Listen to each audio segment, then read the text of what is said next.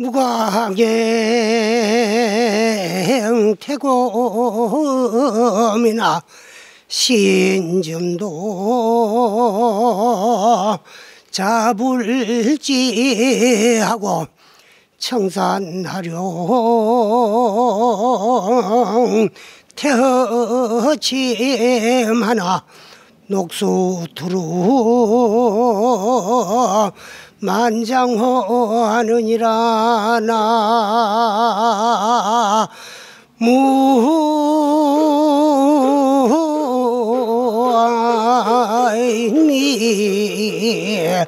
가불.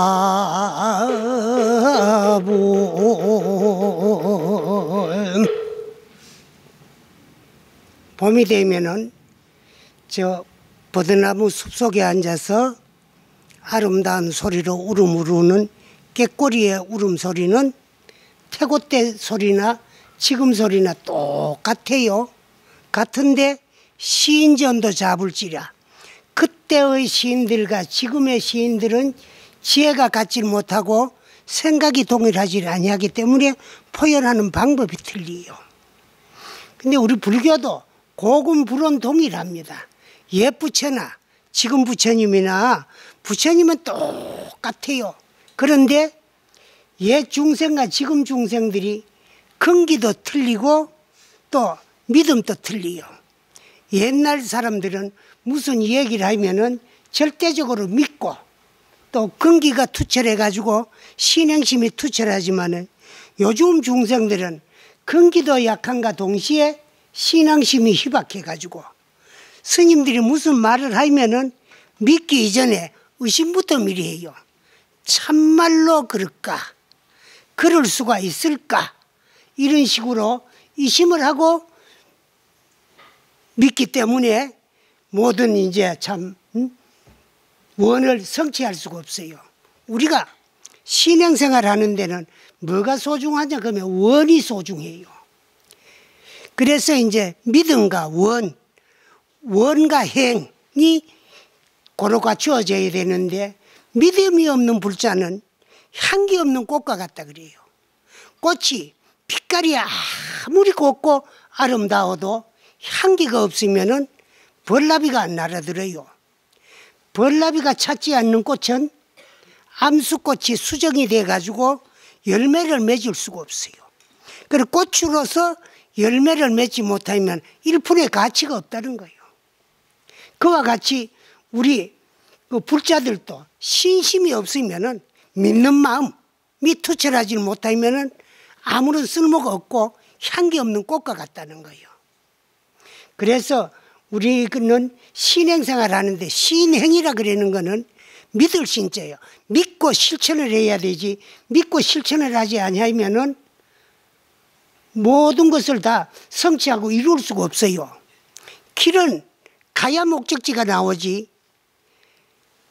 우리가 어디 가다가 길을 몰라가지고 길을 아는 사람이 길을 물었을 적에는 길을 가르쳐준 사람을 믿어야 되고 믿은 다음에는 그 길을 가야 목적지에 도착할 수 있어요. 믿지 않으면 갈 수가 없고 가지 않으면 목적지에 도착할 수 없는 거예요. 그래서 일체 모든 불보사님들이 믿음을 가지고 출가를 했고 그 다음에 이제 실천 수행이 필요한 건데 실천 수행을 하려면은 뭐가 있어야 되나? 원이 있어야 돼요. 원 없이 성불한 불보살님은 한 분도 없어요. 그래서 이제 우리 부처님은 500대 원을 세우셨고 또 그 다음에 이제 아미타불 부처님은 48원을 세우셨고 또 이제 약사열의 부처님 같은 분들은 12상원을 세워가지고 다 남김없이 그걸 성취해가 부처님이 되신 거예요. 그래서 서가모니 부처님의 500대 원 가운데 대표적인 10가지 원 여러분 알고 계세요? 천수경 할 줄 아는 사람. 천수경에 보면은요 열의 10대 발언문이 나와요. 열의 10대 발언문. 그건 열애의 발언문이야. 그 누가 발언문? 열애는 서가모니 부처님을 말하고 부처님이 세우신 원 가운데 대표적인 10가지 원을 부처님의 원인데 우리 원으로 다시 부처님께 원을 바라려고 하니까 원화를 앞에 붙여놓은 거예요. 원컨대 나도 부처님 같이 영이 사막도, 지옥하기 축성 사막도를 길이 여의기가 원입니다. 그러면 사막도에 떨어지지 아니하려면 사막도에 떨어질 수 있는 근본인 삼독을 여의야 돼요. 그 영이 사막도, 길이 이제 속단 탐진치, 영이 사막도를 하려고 하면 속단 탐진치를 해야 돼. 탐심, 진심, 치심을 뭘로 끊어버려야만이 되거든. 그런 식으로 10가지 원이 있는데 그걸 내 원으로 다시 부처님에게 발언하려고 그러니까 앞에다가 원화를 붙여놨어요. 그러면 그 원은 뭐냐? 가장 쉽게 말하면 목표고 계획이야. 목표가 있고 계획이 있어야 그 계획을 달성할 수 있지. 목표가 없으면 뭐 항해하는 배가 목적지가 없으면 다처를 이룰 곳이 없어가지고 포류하게 되는 거야. 그와 같이 목적 없이 사는 중생, 목적 없이 신행생활을 한다 그래가지고는 안 되거든. 그래서 신행의 목적이 원이야. 그 원은 어떻게 수행을 해가지고 깨달음을 얻어가지고 중생을 어떻게 교화해야 되겠다는 수행의 목표가 그게 원이에요. 그래서 하루에 목표 계획은 아침에 써와야 되고 한 달의 계획과 목표는 초하루날, 그 우리가 절에서 초하루 법회를 부처님 앞에 와가지고 나를 돌이켜 비추어보고 지난달에 잘못된 거 있는 것을 실로 뉘우쳐가지고 다시는 그렇게 안 하기를 자신과 약속을 하고 이 한 달은 불자로서 어떻게 살아야 되겠다는 것을 부처님께 목표, 원을 세워가지고 그걸 실천해가지고 달성하기 위해서 노력하는 게 정진이다. 그러면 1년의 목표는 정월달이야. 그래서 우리는 부처님의 가르침에 의해 가지고 금년 한 해는 내가 불자로서 어떤 인생을 살아야 되겠다는 그런 원을 세우면 원이 반드시 이루어지게 되어 있어요. 그래서 그 처음이 얼마나 소중하냐 그러면 욕행천리인데는 만약에 천리길을 가고자 할진대는 초보정하라. 첫걸음을 바로 잘 내디디라. 약차일보 하면은 아차 한번 첫발을 잘못 내디디면은 분동소한다. 욕행동방고저 하는데 첫발을 서쪽으로 잘못 내디디 가지고 그 발걸음 가는 대로 따라가다 보니까는 내 생각과 목적은 동쪽에 있는데 서쪽으로 가게 되어 있다. 분동소한다. 욕구불도인데는 만약에 우리가 불도를 구해가지고 불도를 깨달아가지고 깨달음을 증득하고자 할진대는 초신정하라. 처음 믿음을 잘 가져야 돼요. 금년에 불자로서의 참다운 찰불자가 돼가지고 불자다우게 생활을 하려고 하면은 정초에 와가지고 첫 믿음을 잘 갖추어야 돼요. 그래서 그렇게 해가지고 우리는 법문도 듣고 그렇게 하는 거예요. 약차일신하면은 아차 첫 믿음 잘못까지 부리면은 격천지한다 그래서 하늘과 땅과 같이 차이가 난다는 거예요. 그래서 처음이 가장 소중하니까 금년 경자연 첫 정월에 와가지고 첫 믿음을 바로 잘 가져가지고 금년 한 해를 참 불자다운 불자, 사람다운 사람이 돼가지고 떳떳하게 당당하게 한번 살아보기 위해서 부처님한테 와가지고 원을 세우는 것이 기정초 살림기도요. 원은 세우면은 금생이 안 이루어지면은 금생에 이렇게 해서 세워놓는 금생이 이루어지고 내생을 위해서 세워놓는 반드시 이제 내생에라도 이루어져요. 그럼 오늘 이제 그 우리 촬영하는 분, 그 이제 참 은사스님 되는 분이 입적을 하셨대요. 그래가 며칠 전에 이제 그 장례식과 답의를 다 마쳤다는 그런 이야기를 하다가 그 부도 이야기를 했고 부도 이야기를 하다 보니까 어느 절에 가니까 부도가 어떻더라 해가지고 또 이제 참 동국대학교 이야기도 하게 됐고 그래가지고 거기에 동국대학교 총장을 역임하신 분에 대한 이야기를 오늘 좀 하려고 방에서 내가 생각한 이야기요. 그래서 1952년도에 처음으로 동국불교대학 학장이 됐다가 1년 동안의 학장을 하다가 53년부터 만 5년 1958년도까지 동국대학교 총장을 역임하신 분이 한 분 계셔요. 그분이 누구라 그러면 호는 태경이고 세속성은 건시고 또 이제 이름은 상로. 그래서 그분을 건상로 박사다 그래요. 태경 건상로 박사에 대한 이야기를 좀 하려고 그랬는데, 그분은 고향이 어디로 그만 경상북도 문경군 삼북면이에요. 삼북면인데 안동건씨 집안에서 태어났거든. 그런데 그 어머니가 수태를 하기 전에 어떤 스님을 꿈을 꿨는데, 그 스님은 어떤 스님이냐 그러면은 문경 김용사라는 절이 옛날에는 그 본사입니다.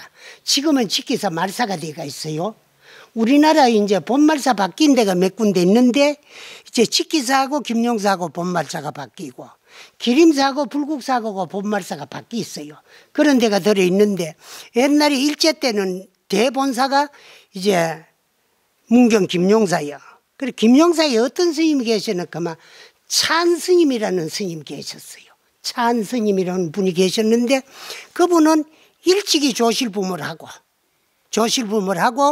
이제 이 집 저 집 돌아다니면서 이제 나머지 무슨 고공생활을 하다가, 그래 누가 주선할 사람도 있고 장가도 못 가고, 또 혼자 뭐 이제 총각으로 안 간 늙은이로 늙어 죽게 됐거든. 그래서 이제 장가 못 가고 늙은 사람은 안 간 늙은이야. 그런데 이제 되니까 이래서 하는 것보다 출가를 하면 좋겠다 싶어서 이제 절에서 그 생각도 절의 일꾼으로 부목으로 들어갔다가 발심을 해가지고 늦게 출가를 했어요. 근데 일자무식이야. 스님들이 보는 경전도 나이가 많을 볼 수가 없고 그래.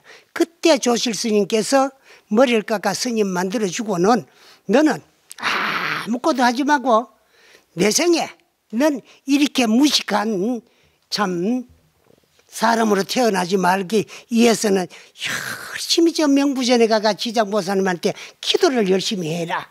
그래가지고 이제 참 대중으로 받아주고 거기에 가가지고 노점방을 내줘가지고 평생을 거기에서 이제 지장보살 연불하고 살았어요.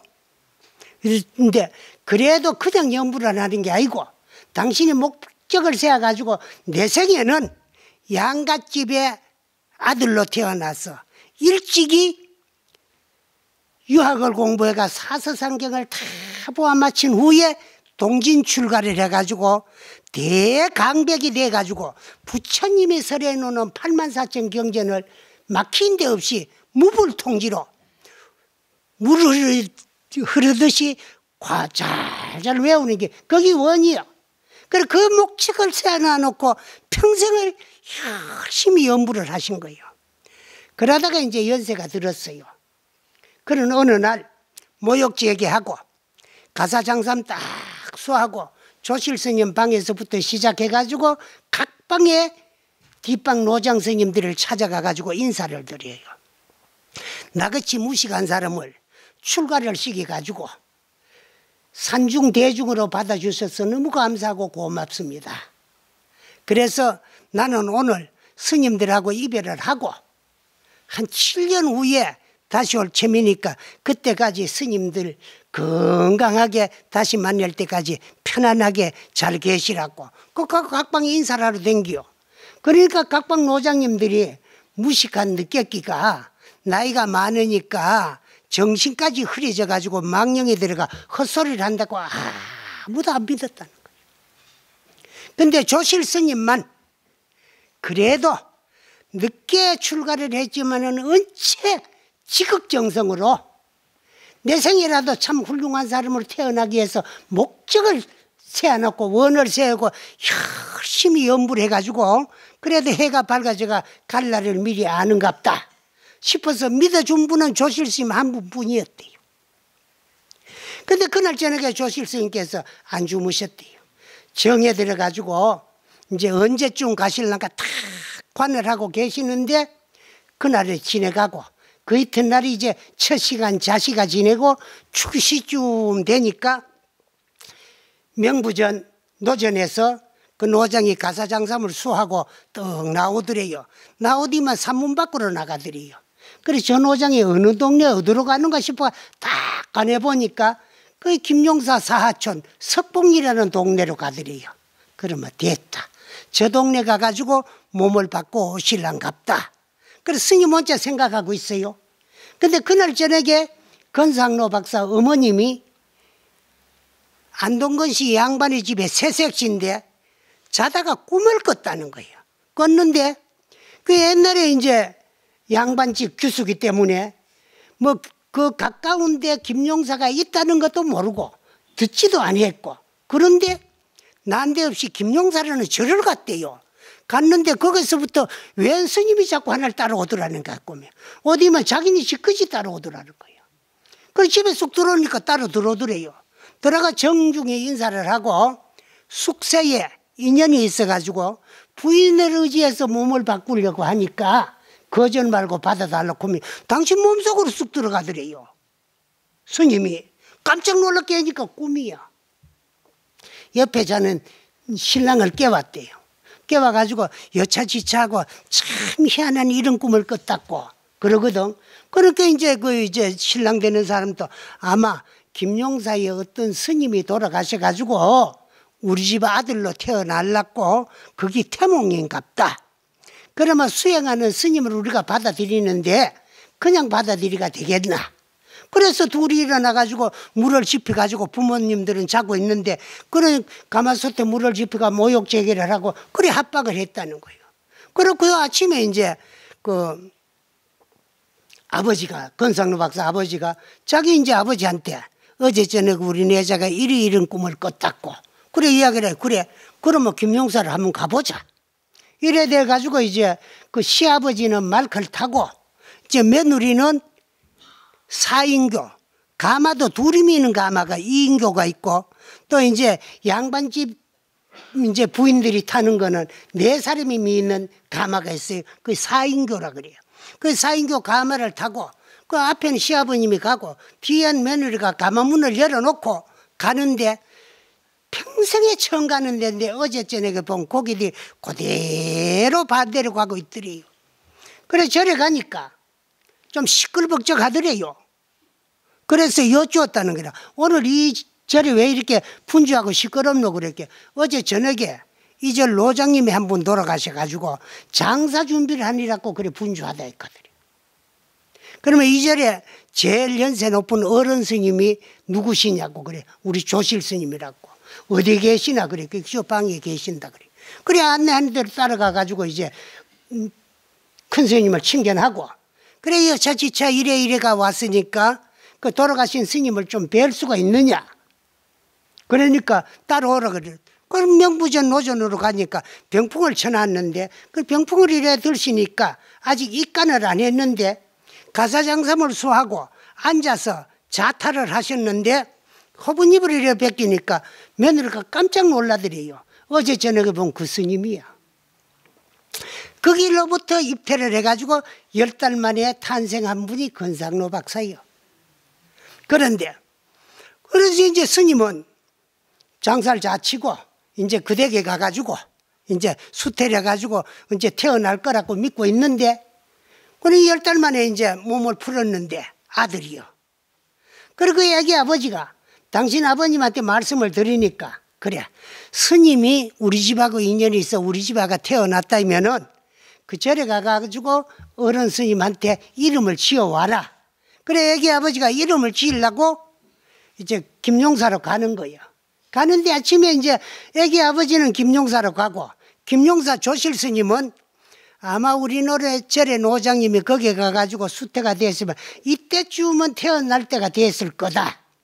그러면 우리 절의 노장님이 거기에 가가 태어났으면 낳아주시라고 수고를 하셨으니까 이제 몸조리 하도록 한다고. 그래 이제 대장각을 이제 한올이 사다가 간직하고 있다. 그걸 척척 접어가지고 묶어가지고 주장자 끝에 달고 이제 그거 전해주러 간다고 이제 내려오고 하다가 일주문 밖에서 애기 아버지하고 서로 만났대요.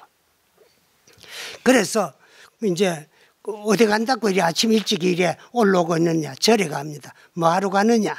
그 우리 집에 내자가 어제 저녁에 몸을 풀어가지고 스님이 우리 집에 아가 태어났다면은 이름도 스님한테가 지으면 안 좋겠나 싶어서 그 이제 어른 스님한테 이름 지으러 가고 있다고. 근데 스님은 어디 갑니까? 근데 그 주장자 끝에 봐라. 이거 미역이 안 있나? 그래, 당신네 집에 그래 우리 스님을 낳아주셨으니까 그래 고맙다고 몸조리 하라고 내가 이제 미역 사가지고 전해주러 간다고. 그래 거기서 이제 만나가지고 미역 전해주고 그래 이름을 지어달라고. 그래 이름 딴 거 지을 거 있나? 우리 절에 찬 스님을 꿈에 몽중에 이제 참 꾸고 수태를 했으니까 이름을 몽찬이라고 하라고. 꿈몽자. 그래서 찬 스님을 꿈에 보고 수태를 해가지고 낳은 아들이다. 그래서 건상로 박사의 애명이 몽찬이래요. 그런데 이제 애가 건강하고 영리한데 3살 먹어서부터 이제 할아버지가 데리고 앉아가지고 천자문을 가르치니까 하나를 가르치면 뭐 열을 알고 열을 가르치면 100을 알 그 정도야. 그래가지고 한 5살쯤 먹었는데 이미 벌써 사서상경을 다 보았다는 거예요. 근데 항상 불안한 건 누구냐? 애기 엄마요. 스님이 우리 집 아가 수태를 했으면 또 저리 가가 스님이 되려고 하면 오약고 싶어. 그래서 김용사하고 먼데 떨어져가 살게 해서 신랑한테 할아버지한테 이래 한학만 가르치지 말고 어디 좀 멀리 가가지고 떨어져 살자고. 그래서 서울로 가지고 신랑을 자꾸 꼬시는 거예요. 그렇게 이제 마누라가 자꾸 거기 안 살려고 하고 애기가 자꾸 이제 고마 절로 가기나 스님 댁값에 들어오니까 그래서 이제 애기 아버지도 부인 말을 듣고 당신 어른들하고 의논을 해가지고 그래 이제 멀리 이사를 가기 위해서 이제 준비를 다 해놓고 멀리 떨어져 가면은 절에 자주 모으고 이제 불공드리러도 모을 셈이니까 마지막으로 이제 불공이나 드리고 그 다음에 이제 애기 명복이나 빌고 그래 가자고. 그래 5살 먹는 애를 데리고 그래 이제 절에 갔대요. 가가지고 이제 불공을 모시고 올라갔는데 애가 고마 5살 먹는 게 안 올라가더래요. 뭐 데리고 가려고 하면은 막 울음으로 울고 그치지도 않고 몸에서는 열이 펄펄 나고 그러면 네 며칠 있어라. 이 가고 아버지가 가려고 하면 애가 울음을 떡 그치고 그만 열도 식어버리고 또 안 온 때문에 데리고 가려고 하면 그러고 그러기를 몇 번을 했대요. 그러니까 이제 스님들이 아마도 어리니까 엄마 떨어져 가지고는 엄마가 안 보고 싶어 하겠나. 그 엄마 보고 싶어 하면 언제라도 보내고 연락을 할 셈이니까 가라고. 그래 떨어졌는데 그때부터 이제 절대 집에 갈 생각을 안 하고 열심히 뭐 참 스님 노릇 해가지고 스님으로서는 김용사 종비생으로 유학도 갔고 박사 학위도 받으셨고 나중에는 이제 동국대학교 총장까지 하신 분이 건상로 박사요. 그래서 여러분들도 금년 한 해도 어떻게 내가 살겠다는 원을 세워놓으면 반드시 그 원은 이루어져요. 그 목표를 세워놓으면 그 목표를 달성하기 위해서 부지런히 노력은 내 몫이에요. 조금 전에 여기로 오기 전에 우리 스님하고도 이 얘기를 했어요. 그 어떤 얘기를 했나. 복은 있어도 그 복을 받으려고 하면 반드시 받을 수 있는 노력이 필요하다. 저 감나무에 감이 주렁주렁 달리는데 그 가운데 아주 파랗게 보기 좋은 홍시가 저거 네 거다. 이러면 따가워가 내가 먹어야 내 거 되지. 내 거라 한다고 감나무 밑에 가가지고 입을 떡 벌리고 있으면 그 감이 떨어져가 내 입에 안 들어요. 잘못 떨어지다 얼굴을 맞아보면 막 깨져가지고 얼굴에 감홍치 떡칠하는 거예요. 그래서 그걸 딱 가지고 와가지고 내가 입에 이어가지고 깨물어서 씹고 넘기는 것까지는 내 몫이야. 복이 있다고 가만히 있어가지고는 그 복이 안 하신다 그 말씀이야. 그래서 어떤 원을 세워놨거든 그 원을 달성하기 위해서 열심히 부지런히 노력을 해야 된다는 거예요. 뭐 좋은 생각, 좋은 원, 좋은 목표, 계획은 얼마든지 세울 수 있지만 그걸 꺼트리면 그게 안 이루어져요. 그걸 세한 원을 꺼트리지 말고 그걸 이룩하기 위해서 열심히 노력하는 게 그게 정진이요. 그러면 길은 가면 아까도 얘기했지만 반드시 목적지가 나오게 되어 있어요. 길을 안 닫고 해가지고 가만히 있으면 누가 그냥 실어다 주는 게 아니라 요즘은 뭐 실어다 주는 뭐 자동차도 있고 비행기도 있고 뭐 온갖 태어가 가는 게 있지만은 그래도 그거를 타기 위해서 나가가지고 표를 끊어가 차에 올라가가지고 타고 가야 목적지에 가는 거예요. 그건 또 내 몫이야. 그래서 노력 없이 이루어지는 건 하나도 없고, 노력은 이제 참 목표가 있어야 그걸 하기 위해서 하는 것이 노력이지 그 외에는 아니야. 그래서 그렇게만 세워놓으면은요 반드시 뭔가 원은요 갑자기 세워도 갑자기도 이루어질 수가 있어요.